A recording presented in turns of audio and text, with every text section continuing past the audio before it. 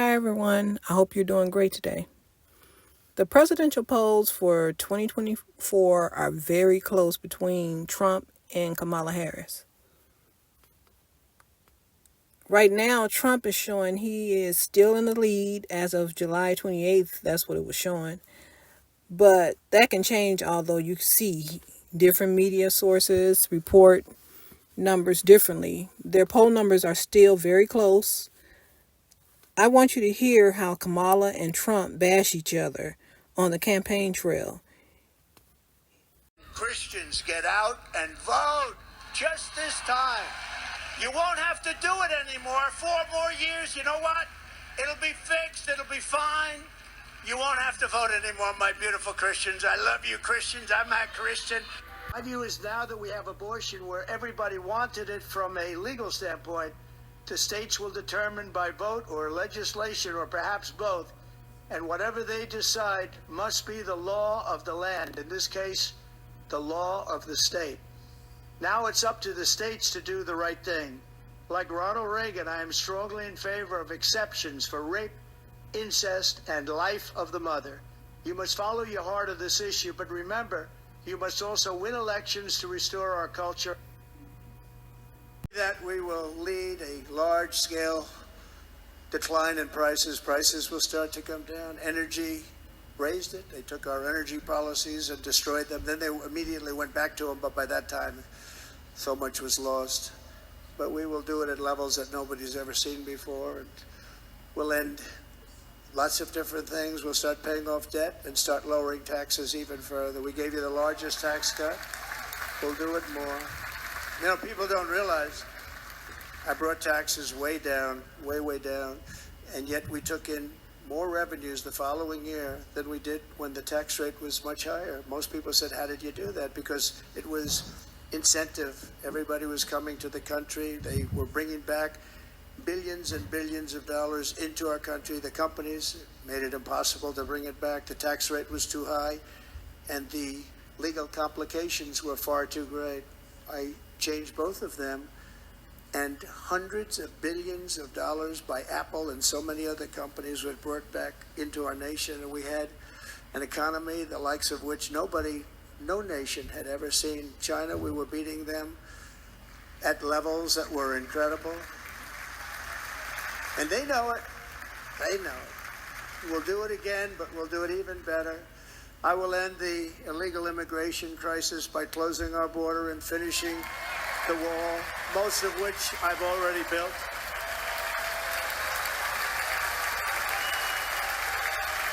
Cure to cancer, nothing happened. We're going to get to the cure for cancer and Alzheimer's and so many other things. We're so close to doing something great. But we need a leader that will let it be done. We will not have men playing in women's sports. That will end immediately.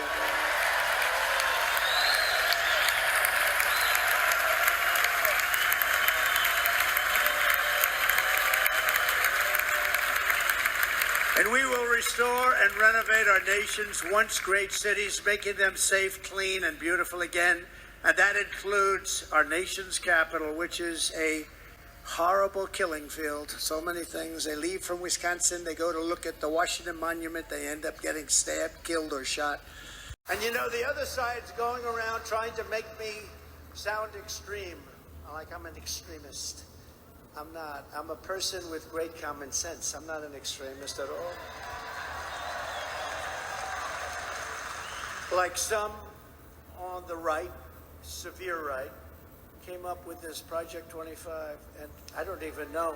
I mean, some of them I know who they are, but they're very, very conservative, just like you have. They're sort of the opposite of the radical left, okay? You have the radical left and you have the radical right. And they come up with this, I don't know what the hell it is, it's Project 25.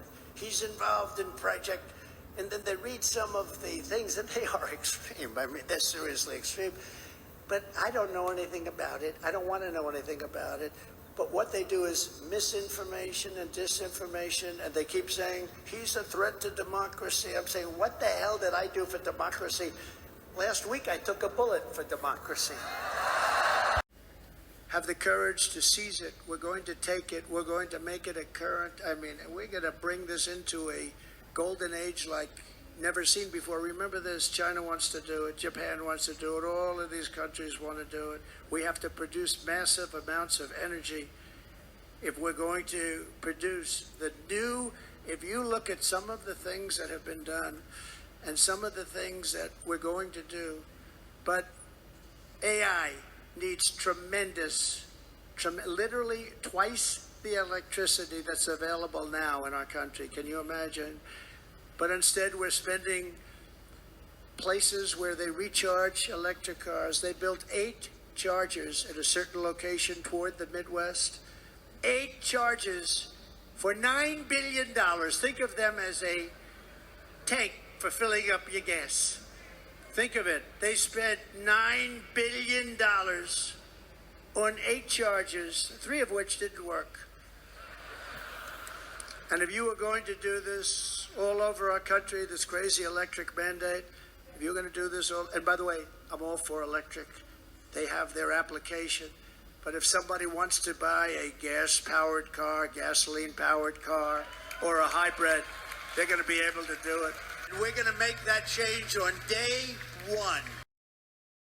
We believe in a future where every person has the opportunity not just to get by, but to get ahead.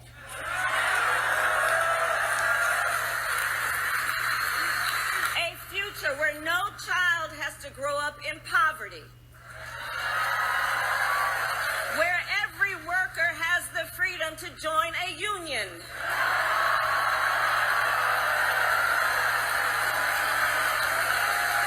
Where every person has affordable health care,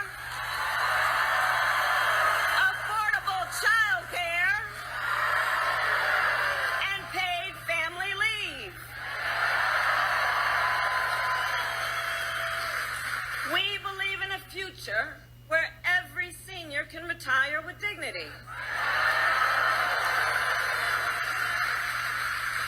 So all of this is to say, building up the middle class will be a defining goal of my presidency.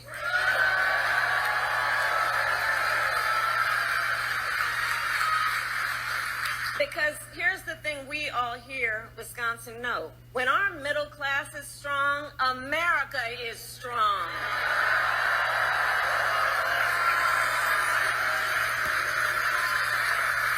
But Donald Trump wants to take our country backward.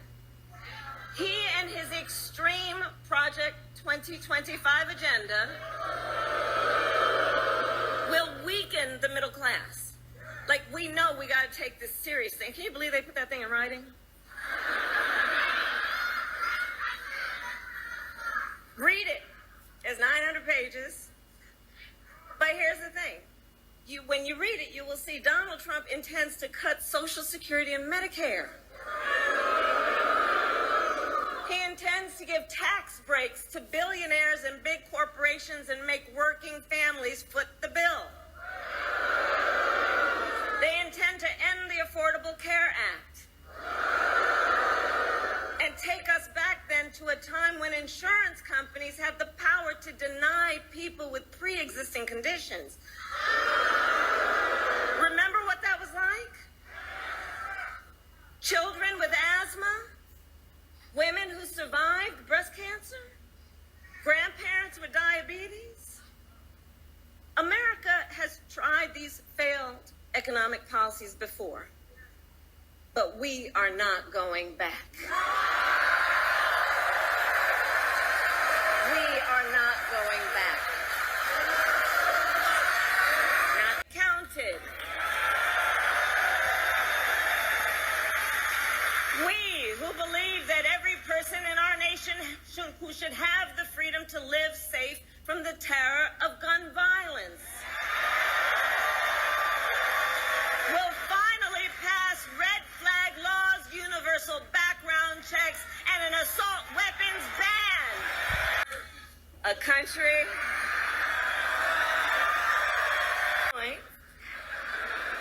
Do we want to live in a country of freedom, compassion, and rule of law, or a country of chaos, fear, and hate?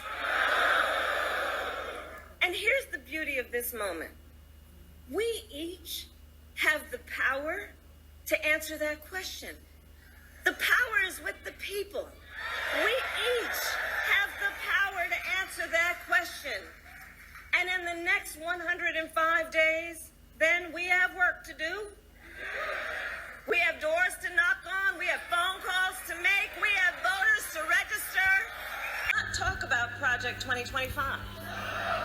Their 900-page blueprint for a second Trump term. He did not talk about it because their plans are extreme and they are divisive.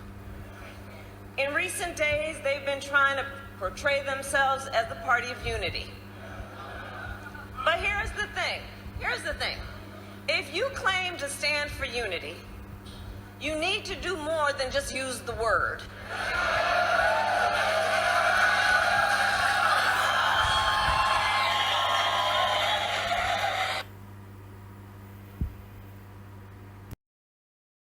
When you listen to Kamala and Trump, which one's policies do you think actually sound like they have a plan?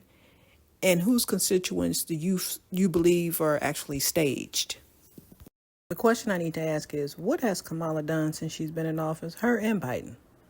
Now, she's putting all these things on the table that should be a factor now. Why do we have to wait until she's voted into office as president for the 2024 election? They had almost 4 years to put those things in and to sign them into law. And they have not done it yet. What makes us think that she's going to do it when she gets in there, or if she gets in there another 4 years? Kamala states that Trump is getting rid of the Department of Education. Maybe Trump is trying to get rid of Marjorie Taylor Greene. Who knows? To be honest, the Department of Education is not doing much to improve education and safety in schools, or about school issues with racism towards mostly black students, teachers, and parents. Schools in black communities are still underfunded under the Biden and Kamala Harris administration. And Kamala accuses Trump of wanting to put a ban on abortion nationwide. She said that 20 states have already put a ban on abortion, and she believes he's trying to expand that. But you heard what Trump said about that. Okay, so if women are able to have abortions in their 9th month of pregnancy, and even after a child is born, according to what Trump said, if that's true, then you can't fault him on that part. That is wrong, because that's no longer considered an abortion. At that point, that's really a crime to do that. So Trump is right with his assessment about that being wrong.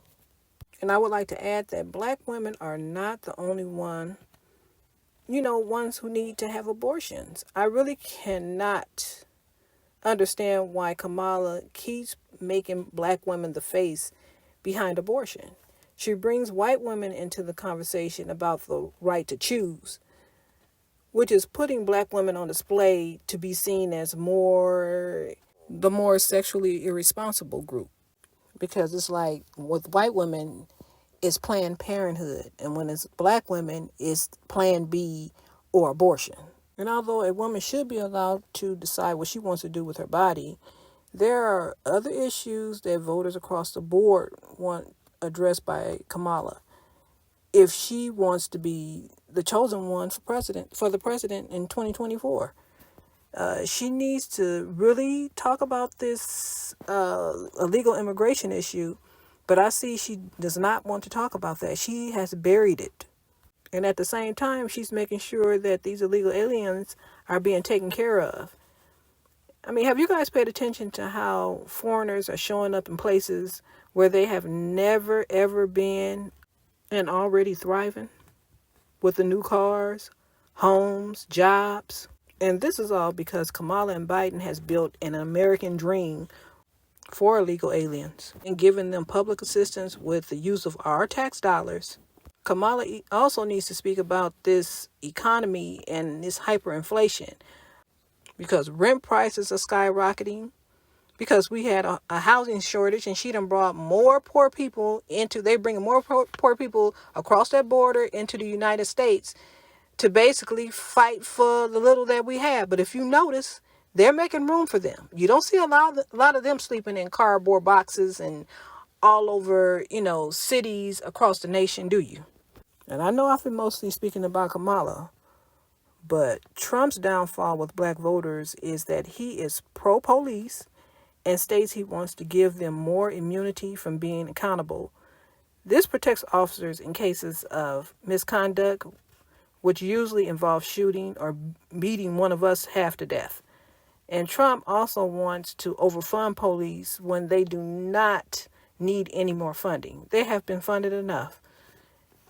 This is a complete turnoff for me. Plus, I do not like his dog whistles that he makes to white supremacy to act out violently. It's dangerous for black voters because the majority of his MAGA constituents are radically racist, whether Trump wants to see it that way or not. It's very dangerous for black voters. And I know that is why Trump's base is so heavy on backing the police, because they know many police officers are still operating as slave patrol. When they encounter black citizens, and Trump saying if he loses, there's going to be violence, in a statement that he made at one of his rallies, will never, I mean never, be something that I will support. And this is one of the reasons why I hate guns like I do. Because far too many people in this country make black Americans their targets. Too many of Trump's supporters, they look at guns like they're the modern day nooses. Then we have the other criminals and mentally deranged people who are just dangerous with having access to guns and should never, ever be able to obtain them. And Trump said that if he wins the election, that we will never have to worry about voting again. And I do. I take that as being a form of a dictator. So basically, what is Trump saying? He's going to go in and amend the 22nd Amendment of the Constitution and give himself, so he can just stay in the presidency for as long as he wants until he takes his last breath. And when he stated this, it makes you think about the January 6th insurrection. And although Trump says he's going to sign an executive order on the first day he gets into office to have all of these illegals deported, he kind of contradicted himself when he stated that he would give all illegal immigrants green cards if they go to school. Once they finish college, whether it was at a junior college, training program, or university, he felt like they earned their citizenship. First of all, why are they even allowed to go to schools in the U.S. if they're illegal? You tell me that. And I guarantee you they're not paying tuition like we're paying. They're getting funded because these governments and these politicians are making it where these people are getting a free ride all the way across the board when they come in here illegally. And Trump will still be taking part in making illegal immigration legal, because I do not understand how the United States is justifying allowing millions of illegal aliens in this country while others have to apply for citizenship the right way. They are not even capable of vetting illegals when they come in here illegally. And it represents and presents issues for Americans, primarily black Americans, because they're coming to our communities. They're telling these people to come here. They're dropping them in our communities. And I see neither party, Democrats or Republicans, have an agenda for black America that they have publicly shared at all. They are not promising reparations in the form of cash payments or an anti-hate crime bill. Both Kamala and Trump are pro-police, and I doubt if they approve police reform, because black Americans are the most targeted in police shootings. No training will fix that. And I'm so tired of hearing that. This is why the couch would be my nominee for president in this 2024 election, because I cannot vote for any candidate who chooses to benign neglect us as black Americans, but make racial stereotypes about us to pander for votes. And for the black folks who are saying that they can relate to Trump because he was convicted on all those criminal charges, incarcerated, or Trump saying his high top sneakers is something that black folks relate to, that we like sneakers, or him even being shot is the reason for them to vote for Trump, you know where you can go with that nonsense. Because you're playing right into Trump's insults about your people. So can you guys please leave a comment and let me know who you are looking to vote for in this upcoming election? And how do you feel about some of the policies and issues that both candidates brought up? Okay, share my video and make sure you leave me a thumbs up. And please have a nice day and be very safe out there.